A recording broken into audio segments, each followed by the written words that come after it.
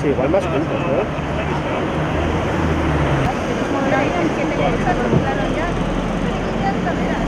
Bai, atzeko alairak bai.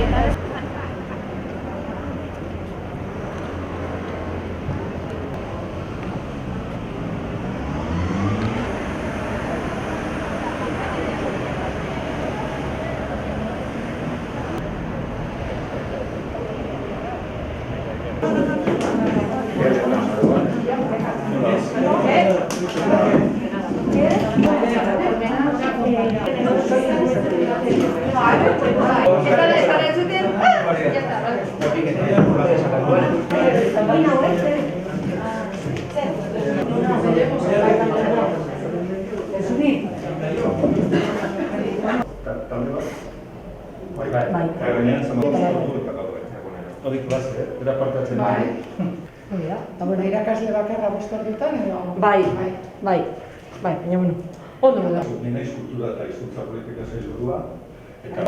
Dano jakingo bazen duen moduan, nortzuk garen, zertara gatozen eta dena, baina. Kaltegi honetan, etxean bezala hartzeagatik, eta eskerrik asko eta egunon etorri zareten guztioi. Eta bereziki eskertu nahi dut, edabideen eta kazetarien presentziaz gainera, Araba, Bizkaia eta Gipuzkoako aldundietako ordezkarien presentzia, Bilboko udalarena, UEMarena, bidean zen, ez dakit iritsi da, baina bueno, gurekin egoteko zen, eta jakina euskaltegi ezberdinetako ordezkari eta irakaslei ongi etorri.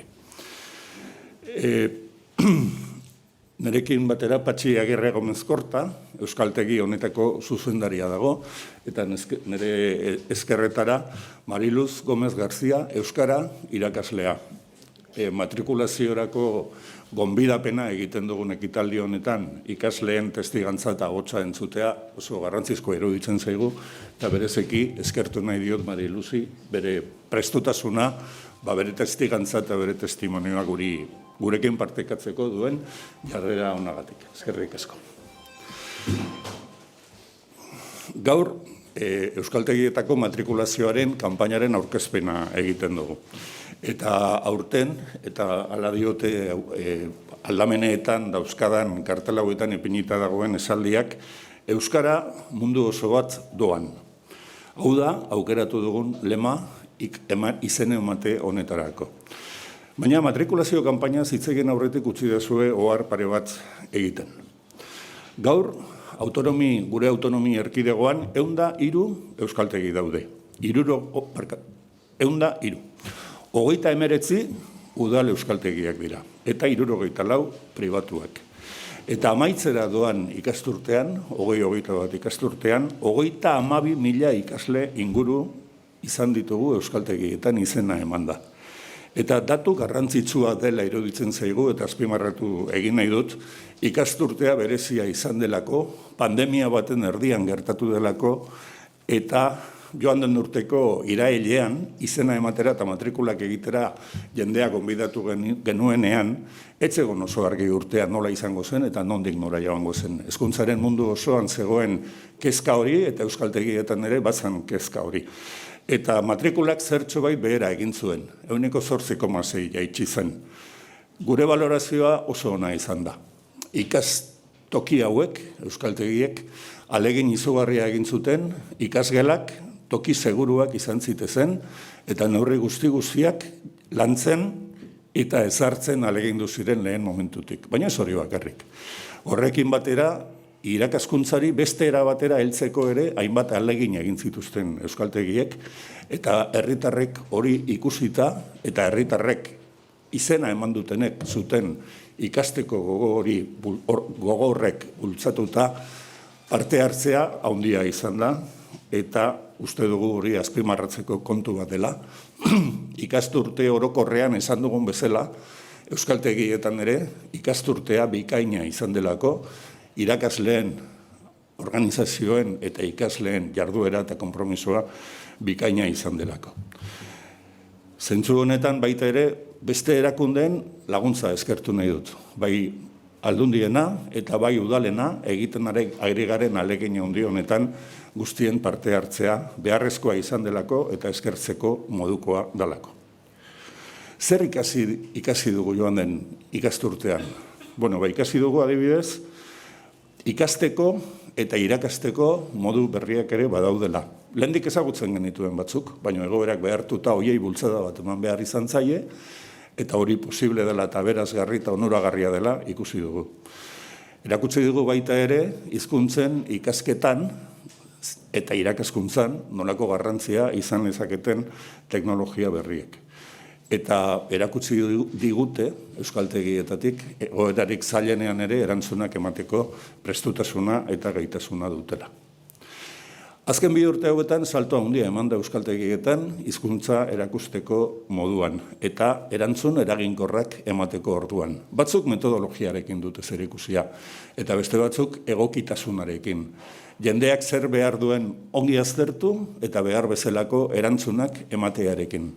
Dala presentzialtasunari dagokionez, dala kontziliazioari lotuta, hainbat arlotan, eta hori dana gaur azpimarratzeko momentua da.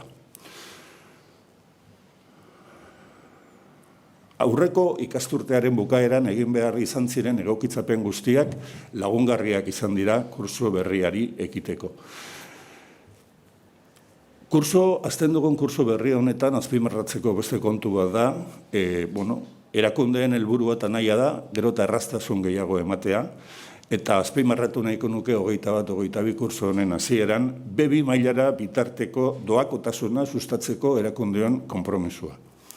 Horretarako 3,1 milioi euro bideratuko ditugu, eta helburu honetan berriro ere bidelagun ditugu aldundiak eta udalak. Ikasleak animatu nahi ditugu euskara ikastera, hobetzen doan osasun egoera honen erdian. Euskara erabiltzeko aukera gehiago izan ditzaten eta gehiago erabili izaten. Baina ikasleei ez ezik euskaltegiei ere lagunduko diego. Udal euskaltegietako finantziazioa kurso berrian 12,7 milioi eurokoa izango da. Eta euskaltegi pribatuen kasuan berriz 26 milioi eurokoa. Aurreko urtean baino, 16,4 gehiago.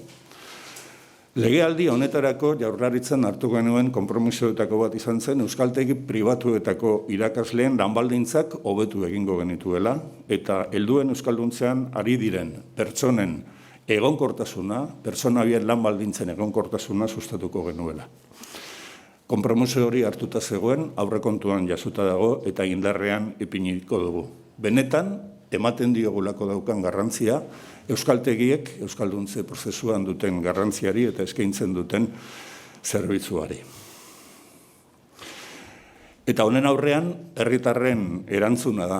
Orain arte, naiz eta pandemia garaian izan aurreko urtean, erantzun hori bikaina izan da, eta adierazten digute, eta udan izandako ikasturteak ere, edo izandako ikastaroak ere hori erakutsi digute, jendeak autua egin eta konpromisoa duela euskaltegira hurbildu eta euskara ikasten jarraitzeko.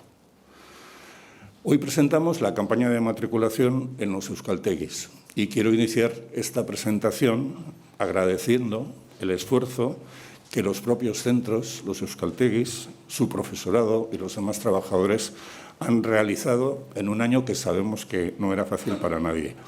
Las mismas incertidumbres que se cernieron sobre el sistema educativo en general, pues amenazaban también a los euskaltegis. Había una preocupación y una incertidumbre por saber cómo se iba a desarrollar el curso escolar. Y finalizado el curso, de la misma forma que desde el Gobierno nos hemos congratulado por la forma en que se ha desarrollado en todo el sistema escolar, desde nuestro departamento y en nombre de todas las instituciones también quiero subrayar que el comportamiento de los euskaltegis, de los profesores, de los alumnos y alumnas, de los procedimientos de enseñanza ha sido extraordinario. Se ha producido en el curso pasado un pequeño descenso en la matriculación, que está calculado en torno al 8,6%. La valoración que nosotros realizamos, a pesar de ese pequeño descenso, es muy positiva porque creemos que supone la respuesta que todas aquellas personas que siendo adultas han decidido aprender euskera, pues supone el compromiso que estas personas han adoptado. En este curso que finaliza hemos tenido 32.000 alumnos y alumnas matriculados y matriculadas. Es una cifra muy importante y que quiero poner en valor en este día en el que iniciamos la matriculación para un nuevo curso. Y quiero destacar también esta situación de pandemia ha obligado a los euskaltegis a realizar un enorme esfuerzo para poner al día pues, todos sus procedimientos pedagógicos, tecnológicos, etcétera, para dar el mejor servicio. Ha sido un año importante, como lo fue el final del curso pasado, para el desarrollo de nuevas tecnologías que refuerzan las técnicas de autoaprendizaje, sobre todo el autoaprendizaje tutorizado, que se está mostrando como una manera efectiva para apoyar a estas personas que quieran aprender euskera y que además facilita la organización de la vida y de la conciliación de muchas personas que en otros casos podrían tener dificultades para organizar su agenda. Pero tan importante como ese esfuerzo tecnológico y su buen resultado, creo que es destacar que la mayoría de las personas que se matricularon el año pasado eligieron y apostaron por un modelo presencial que adquiere importancia en este proceso de aprendizaje del euskera, porque un euskaltegi no es solo un lugar en el que se aprende una lengua, el euskera es también una referencia en una sociedad y es también un lugar en el que se producen y se reproducen reacciones sociales que son muy importantes para la normalización de una lengua y para la normalización de su uso. Y también tengo que destacar que en este curso que iniciamos empezamos a alcanzar el objetivo que nos fijamos de la gratuidad hasta el nivel B2. El objetivo es facilitar a todas las personas que adopten esa decisión el aprendizaje del euskera de la mejor manera posible. Eta nire aldetik besterik ez. Eskerrak eman nahi dizkiet berriro irakasle eta euskaltegietako gaineko langilei pandemian emandako erantzun bikainagatik. Eta gaur bada momentua berriro ere urtero egiten dugu bezala, oraindik euskara ikasi ez duten herritarrak euskara ikastera gonbidatzeko eta euskaltegietara hurbildu daitezen animoak emateko. Jarraian hitza emango diot Patxi Agirre Gomezkortari, baina lehenago gaur hemen gurekin ez dagoen irakasle baten testimonioa emango dago. Ikasle baten testimonioa, barkatu. Nik Está pasando en el sistema educativo en general, supongo que también estará pasando en los euskaltegis, la dificultad de llevar el euskera a la calle, ¿no? Que ese quizás sea el reto, no tanto el aprendizaje como la puesta en práctica. No sé cómo se puede dar la vuelta a este problema que acompaña al bilingüismo en Euskadi. Bueno, vivimos en una sociedad en la que la mayoría de sus ciudadanos y ciudadanas ha hecho un esfuerzo y ha hecho una apuesta por vivir en una comunidad bilingüe, por vivir en una comunidad en la que los hombres y mujeres que forman esa sociedad puedan desarrollar su vida en todos los aspectos que tiene una vida en los dos idiomas. Este es un proceso gradual. Estamos en una situación mucho mejor de la que teníamos hace 40 o 50 años, cuando el proceso de normalización y uso del euskera comenzó, y es un proceso progresivo, que está sustentado sobre todo en el compromiso de la ciudadanía, como he dicho antes, y está también sustentado pues, en una exigencia por parte de esa ciudadanía a los poderes públicos para que fomenten y apoyen la normalización y el uso del euskera. En estas presentaciones siempre solemos querer traer el testimonio de personas que han llegado de forma diferente al conocimiento del euskera, porque son quienes mejor nos pueden explicar y contar por qué se han sumado a este proceso de aprendizaje del euskera, por qué hacen ese esfuerzo por usarlo, cuando probablemente de jóvenes o de críos o de crías no tuvieron esa oportunidad, y sobre todo nos aportan el testimonio del valor que ese mundo que se desarrolla de forma natural en euskera tiene para quien se acerca a él sin tener conocimiento del idioma. Las lenguas enriquecen, nos dan. Ninguna lengua quita a otra si se utiliza con normalidad y naturalidad, y creo que en nuestra comunidad, en esas 500.000 personas que todos estos años han pasado por los euskaltegis, tenemos el mejor testimonio del valor y de la importancia que está teniendo el proceso de normalización del euskera. Y es un proceso de normalización que ha permitido a través del sistema educativo y a través de los euskaltegis, ha permitido que miles de personas que no tenían un contacto directo con el euskera hayan aprendido esta lengua y que poco a poco la utilicen en todos los ámbitos de su vida. Y creo que es también constatable, como decía la alumna anterior, cuyo testimonio hemos reproducido, que en todas partes, también en la calle, se escucha cada vez más euskera.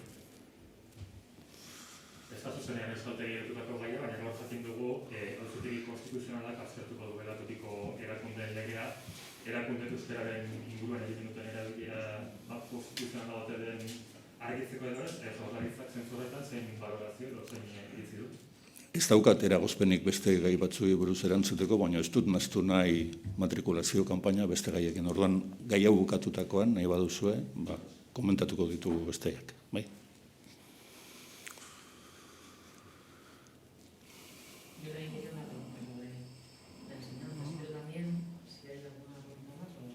Sí, esperamos, ¿no? O sea, no quiero mezclar la invitación a la matriculación con otras polémicas que tenemos.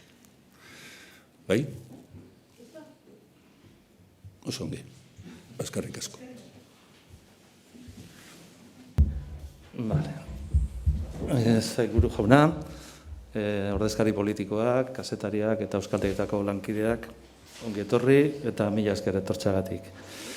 Bueno, amaitzen ari garen ikasturte hau, baldintza berezietan hasi bazen ere, amaieran nik uste dut beldur asko kendu dugula, bai, itzela izan da euskaltegietako langileek eta euskaltegietako ikasleek egin dugun alegina, bai, eta hori eskertu beharrean gaude.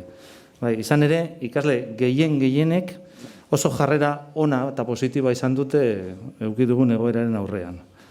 Gure aldetik, euskaltegietako arduradunen aldetik, kurtso berriaren aurrean osasuna modu egokienean babesteko, hartu behar diren neurriak hartu ditugu, edo hartu behar badira diferenteak hartuko ditugu, eta argi esan dezakegu gure langileak eta gure ikasleak babestuta eta zainduta egongo direla.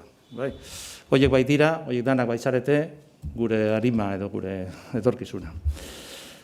Haberekin, akordio garrantzitsu batzuk adostu ditugu, bai ikasleentzat, aipatu duzun bezala, eta baita euskaltegiko langileentzako baldintzak edo onurak ekarriko dituztenak. Gure ikasleen artean, badira euskara ikasten dutenak eta tituluan ez daukatenak helburua, euskara ikasi nahi dute praktikatzeko. Bada akordio bat, non gaur egun ikasle horiek ez duten zertan kanpoko azterketa egin behar, eta euskaltegietan gainditzarekin bakarrik du laguntza eskatu ahal izango dute diru hori bueltatzeko. Kopuru diferenteak daude, baina parte bat behintzat berreskuratu ahal izango dute. Hala ere, evidentemente, kanpo azterketa egiten badu ikasleak, horrek ere eskatu ahal izango du. Biengatik ez. Zan nahi dut, maila bat gaindituta, arrazoi batengatik, ala besteagatik. Bestetik, amaitzen ari den ikasturte honetan, beste akordio bat egin dugu, hori apirilean publiko egin genuen, eta da, etorkizunean, eta gaur aurkezten dugun ikasturte honetatik aurrera, habek euskaltegietako dirulaguntzak handituko ditu. Irakasleen lan baldintzak hobetzaren truke. Badago kausa efekto bat, lehenengo hori, baina diruak gauza konkreto batera joan beharko da. Baina honek ondorio garbia du, bere momentuan azaldu genuen bezala, irakasleek soldata duinago izango dute, eta horrek aukera emango digu kalitatean gora egiteko, zergatik eskola orduak ere nabarmen jaitsiko direlako. Orduan, ikasleek arreta hobea eta bereiziagoa lortu ahal izango dute. Hala ere, espero dugu, baliabide tekniko gehiago eskuratzeko eta berrikuntza didaktikoetarako akordio berriak egitea. Pasatu ditugun egoera txarrak gainditze bidean gaudela ematen du. Hala esaten du labik. Edo bentsat, egoera madarikatu honek irauten duen bitartean aurre egiteko gai garela sinestuta, pasan urtean, hala demostratu dugu, eta egin ditugun akordio horietan oinarrituta oso indartsu ekiteko gogoa daukagu. Oso ilusionatuta edo gaude datorren kurtsoari begira. Hizkuntza bat ikasten duenak beti zerbait irabazten du. Beste kultura baten erreferentzia jasotzen ditu, eta horrek zalantzarik gabe pertsona aberazten du. dirudienez, gainera, mota desberdinetako kultura adierazpenak, eta hemen daude kultura diputatuak, pues ja, kanta, dantza, bertsolaritza, zineantzerkia, apurka bada ere, abiatu dira. Eta honek ere, bide emango digu, euskaltegietan ikasten duguna praktikara eramaten. Hoiek danak itxita egon direnean, pues, aukerak murriztu direlako. Ezin da ahaztu, ikasten dugun euskara baliatu ahal izango dugula harreman afektiboetan, pribatuetan, eta nola ez, lan gehiagotara aurkezteko, bai, edo lehiatzeko. Eta, bueno, gure gaurko helburua da animatzea herritarrak euskara ikastera, gure aldetik ahal den guztia egingo dugu, seguru eta eroso sentituz euskara ikas dezaten. Euskaren unibertsoan sartzen lagundu nahi diegu, eta horrela gure kulturaz, kante, zinea, antzerkia, liburuez, guztiez, gozatzeko aukera izango dute. Beraz, anima daitezela, edo, bueno, zuek ez, badakizue, baina besteok, hobetu eta, bale, hori. Bueno, eta horrein Mariluz Gomezi emango diogu hitza. Eta eskerrak berriro. Nire izena Mariluz Gomez da, eta Ulibarrin euskaltegian ikasten ari naiz. Nire harremana euskararekin hasi zen orain dela 25 urte, Bilboko kafeantzokian ireki zenean. Han hasi nintzen nire harremana hezkuntzarekin. Baina, orain dela 11 urte, erabaki nuen azterketak egitea. Eta nire euskara hobetzea. Ze, klaro, kaleko euskara zen, eta ni pentsatu nuen ez zela nahiko onda.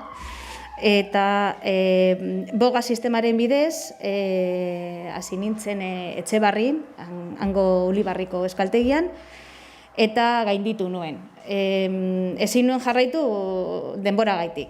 Eta orain dela urte bat, jo nintzen berriz euskaltegira, Ulibarrira, eta azaldu nuen zein zen nire egoera euskararekin, nahi nuelako gehiago ikasi, gehiago egin eta hobeto.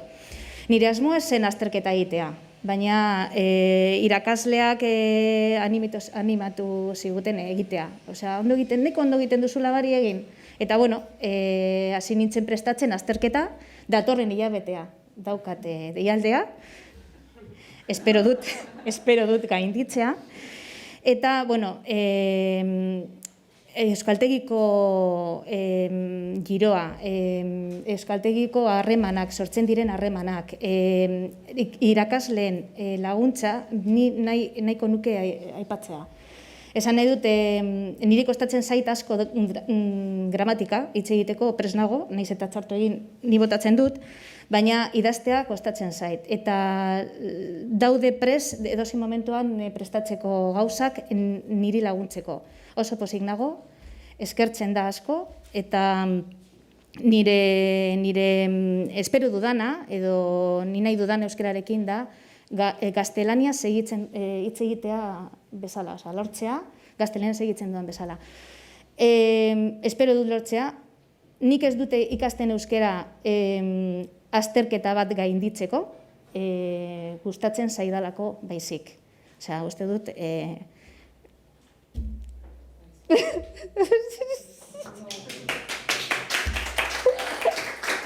Eskerrik asko.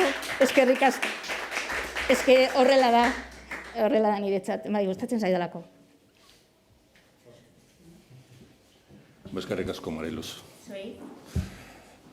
Bueno, naino guk esateko geneukana.